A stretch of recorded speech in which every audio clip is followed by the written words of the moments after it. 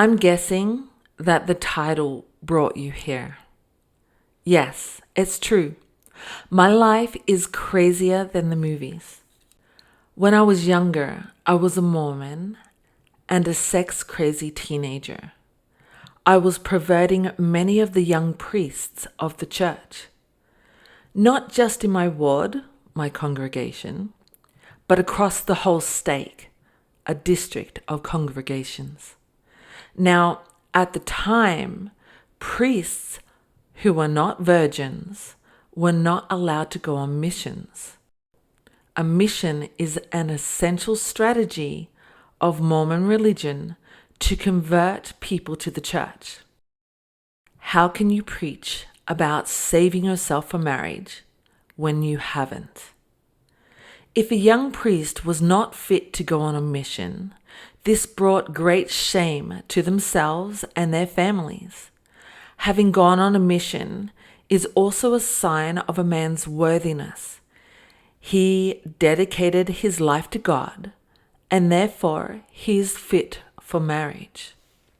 I became such a problem taking the virginities of many priests that a crisis meeting was called for the elders of the church to figure out what to do with me. I was shamed by being forced to have many interviews with many elders who tried to reform me. I had to sit in church meetings without participating, and when people publicly asked me to, I had to decline in front of everyone. And I was monitored by the priesthood to make sure I didn't take the sacrament. The elders branded me as a sex addict and then coerced me to take therapy to cure me of my addiction, to reform me into a good little Mormon girl ready for marriage.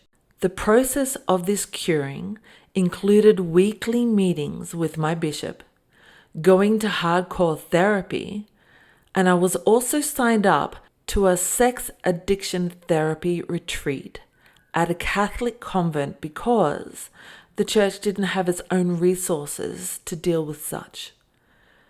The convent was on top of a hill in Brisbane City, Australia.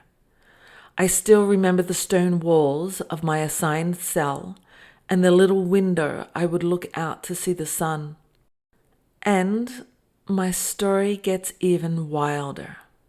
But I have a goal of 1,000 followers before I want to tell it, because if I'm going to reveal my private life and the unbelievable true stories, I want to do it justice, and that includes having people who are invested to hear it.